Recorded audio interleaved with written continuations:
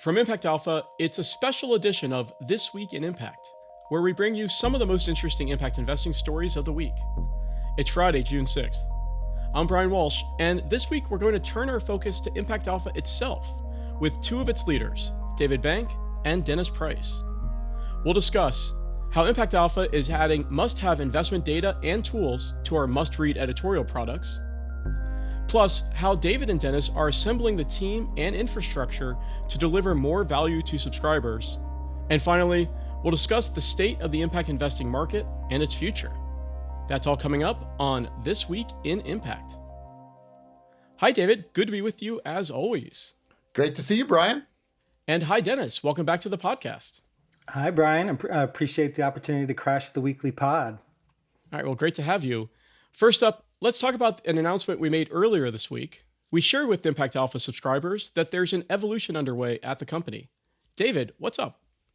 Yeah, thanks, Brian. Well, we've been evolving, we're ever evolving, but there's no question that it's a moment of great volatility and change, and agents of impact are stepping up. And so, we're stepping up as well. And in particular, I'm delighted that Dennis Price has stepped up as CEO of ImpactAlpha. And I get to go back to being founder and editor and carry it forward. And I'm delighted to back Dennis up in taking ImpactAlpha to the next stage. All right. Well, Dennis, let me be among the first to congratulate you on this new promotion. Well deserved. What's the play here? What are you thinking about the future of this media organization? Thank you, Brian, and thank you, David. Excited and thrilled to be in this new role. So, Brian, the play really is to super serve agents of impact. We have become a sort of must-read editorial platform in the industry, and the idea here and what we're executing is to become a must-use intelligence tool for agents of impact. And so that has a variety of implications, most specifically taking the insights and the sort of lens that we brought to the market on the editorial side and bring that into a set of data and tools that subscribers and investors and agents of impact in the space can use to really amplify their impact. So really exciting. And we talk about agents of impact. And David, this is a term I think that you coined many years ago. Who is an agent of impact? How do you define an agent of impact? Well, part of the brilliance of it, I will say, is that we didn't have to exactly define it. People define it for themselves. And it's essentially an identity. There's a whole crowd of folks for whom some kind of light bulb has gone off that finance can be used for more than just, pure enrichment, and that it also is a tool for kind of social change and social progress and social impact. And so agents of impact come from all parts of that world. Some of them come at finance from a social change point of view and say, that's where the money is. Some of them increasingly come from it from a finance point of view and saying that's where the alpha is. That's where the sort of interesting issues and interesting challenges to solve for the future are. And, that can be investors, that can be entrepreneurs, that can be, asset owners, all the way up to big institutional asset owners, pension funds, sovereign wealth funds, and then all the way down, to startups and seed stage. And it's across geographies, it's across sectors, across stages, across issue areas. And what I think, Impact Alpha has tried to do is knit all that together and say, you're all agents of impact, take action and make change, right where you can. So Dennis, what are some of these tools that we are rolling out for these agents of impact to better serve them? In a way, we're sort of going back to our roots, and our co-founder, Zulema Biebel, had originally built out Impact Space and joined up with David early on, which was, David mentioned various agents of impact. You have individuals, you have companies, you have funds, you have a set of investors into those funds. Then you have the money that's moving into them. And so what we're doing on that and have spent the majority of the last decade doing is building an editorial platform to, like David said, knit those elements together. Where we are evolving to, where we want to be, is thinking about that netting, but bringing it into unique data sets. And so we've already launched, for example, sets of strategies and funds around the ownership economy, around climate and gender, around local investment strategies. One of our newer products is what we've called the list with two I's, impact investing, which are emerging strategies in the market. So, fund managers that are bringing funds into the market and that's sort of a live tracker of those funds. We've launched a new newsletter around what we call LPGP, which is taking subscribers inside the sort of big business, the institutional side of impact investing.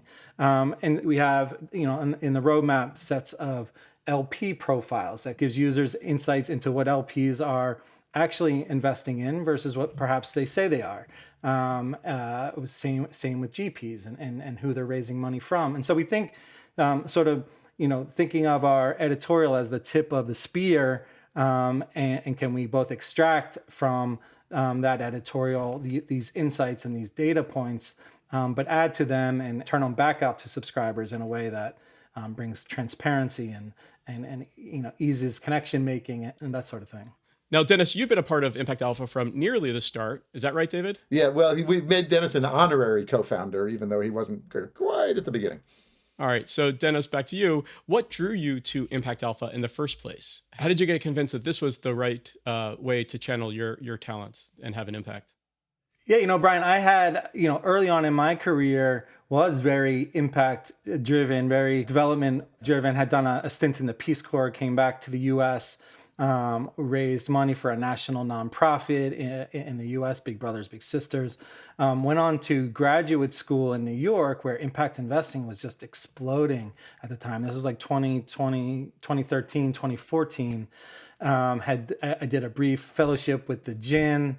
And at school, we created a student-led fund at Columbia University. We created a student-led fund called 118 Capital that just created all sorts of opportunity to meet folks within the industry. When I graduated, one of those folks was early on was David, and eventually Zulema. And they sort of classic entrepreneurs. They had a great idea that really no one else saw, which is, there's an opportunity here, perhaps not fully quite an industry here, but there's an opportunity and there's an idea here, and we're going to put ourselves on that beat. And it was compelling, and there was ways to plug in. There was early projects going on with various sponsors, and it was the early stages of building out the website. And could we get a few articles up every day? Eventually, we launched a newsletter. And eventually the subscription model itself, which is sort of what put a business under Impact Alpha. And I think that at that moment was when we realized like this could work. It's hard to get people to visit the New York Times website, let alone ours, but people were opening their emails, and that turned out to be a place to deliver it. So that was sort of the early product for Impact Alpha, from which we've been building since. I'll just add that, Dennis has been a mainstay of actually building it up and over the last 10 years. And just for one example, I'm a daily newspaper reporter by trade, but it was Dennis who pushed that said we could actually put out 5-day-a-week newsletter. And I was afraid like we were just going to run out of gas. And now I think we're up to, several thousand daily newsletters. So I don't know whether I should thank him or curse him for getting us on the daily beat again. But that really, as he said, gave us a whole new relationship with our readers and with our subscribers. Very, very sort of regular, morning habit I think folks have now, and that lets them be in touch with each other, and thus we've sort of become part of the conversation. And Dennis has really been, leading the charge on how we can sort of deliver more value to those folks. And so the LPGP newsletter, the Open, which is our free weekly, the LATAM, Latin America edition, our first geographic expansion, all Dennis's initiatives, and many, many more. And so there's nobody better positioned now to take it forward. So how do you think about this next chapter, Dennis? What are you most excited to build or to scale? I mean, we are excited about turning Impact Alpha into a platform, not just an editorial platform, but an intelligence platform, one that subscribers can increasingly use. And so what I'm focused on is building out the team. So we, for the first time ever, have a product team led by Joe Whitwell, who we brought on from BBC Labs, which is a group inside the BBC that was innovating with tools both for its journalists, but also its audience. We have a number of engineers on board. We continue to build out the editorial team under David and Amy Cortiz's leadership. Jessica Pothering on sort of a global scale and building out a group of global correspondents. We're thrilled about the Impact Alpha podcast network, Brian, that you're honchoing, and Isaac, lifting up voices from spaces across the industry. On the business side, Zulema and I are part of our mandate is to grow recurring revenues, grow deeper with our sponsors, expand into new business lines, including events and other categories. So we are humming, and the challenge for us is to get all those teams working together to deliver the platform that helps drive the industry forward. And David, let's talk about the current state of the impact investing market and its future direction. So that you're making these investments in tools and capabilities for our subscribers. Where do you see the market going right now? Well, I think there's been a sort of a, and maybe Mark Twain said, reports of demise are premature. Like, there's a ton of pushback, political and otherwise, against things like ESG and DEI and all of these acronyms. But the Woke capital. Yeah. woke capital, but all of the drivers of a more sustainable, more inclusive, more diverse, I will say, economy are all still in place. And in fact, investors actually completely recognize that. There's obviously short-term turbulence, but the folks who want to build out this new kind of investment ecosystem that, as I say, optimizes for positive outcomes are going to absolutely look smart in the long run. Now, how long that long run is, that's the big question. But we want, as I said, to serve those folks who are building out financial tools and using those tools, and those folks are not going away. In fact, if anything, they're more committed than ever. So in the social enterprise theory of change model, right, you have you have inputs and activities, and then outputs and outcomes that lead to long-term impact. And I guess the theory of change here for Impact Alpha is that if we provide more tools and more services and editorial product and intelligence services to our subscribers, that they will actually do more and greater work, and they will grow out the impact investing market and help transform the financial system overall and lead to real positive impacts for people and communities around the world. That's, as I see it, our theory of change. So as agents of impact do well, then Impact Alpha will do well in serving them. So Dennis, among all the changes that we've discussed today, what's not changing? Brian, what doesn't change is our laser focus on impact. David sort of laid out the impact value proposition that's driving the industry forward, and that is underpinning the various theses in the industry. For us, it's the same. We distinguish ourselves. We don't have a broader mandate around covering the financial world. We are unabashedly focused on impact, and I think our customers know that. It allows us to discover and constantly be pushing on the frontier of what's next, both with ideas and strategies and the sort of media products that audience needs to deliver the outcomes they're trying to achieve. At our core, nothing changes, and in fact, it's the driver of the evolution and the transition we're talking about. And that comes from David, it comes from Zulema, and I think every member of our team embodies that, and it's really what drives us. So David, how do you feel now as reflecting, this is Impact Alpha has been your baby all these years, and now you're passing the baton to a new leader. What are your thoughts at this moment?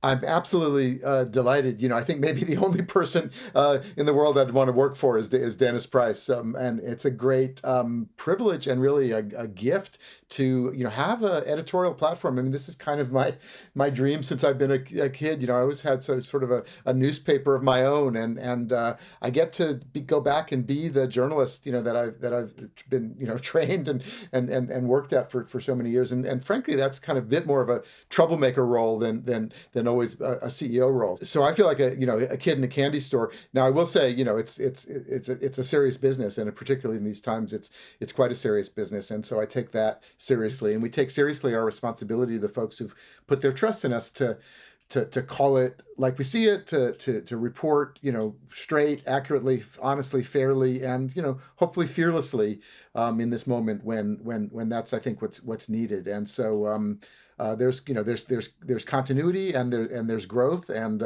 we're very appreciative of all the folks who've been on the journey with us and who will be on the journey as we go forward. All right. Well, I think that's a good place to leave it. That's going to do it for this special episode of This Week in Impact. Thank you so much to our founder and editor, David Bank. Thank you, Brian, and thank you, Dennis. And thank you to our new CEO, promoted from Chief Impact Officer, Dennis Price. Thank you so much for joining us. Thank you both, and appreciate the opportunity to hop on the podcast this week. And thank you to all of our listeners for listening. This Week in Impact is a production of ImpactAlpha and part of the ImpactAlpha Podcast Network, smart conversations by and for impact investing professionals. For exclusive stories and insights about the world of impact investing and sustainable finance, join thousands of other agents of impact by subscribing. Just go to impactalpha.com/subscribe for full access. Thanks, as always, to our producer extraordinaire, Isaac Silk, and congratulations on your nuptials this weekend. For David Bank and Dennis Price, I'm Brian Walsh, Managing Director of the strategic advisory firm Human Nature. We'll see you next week for more Impact.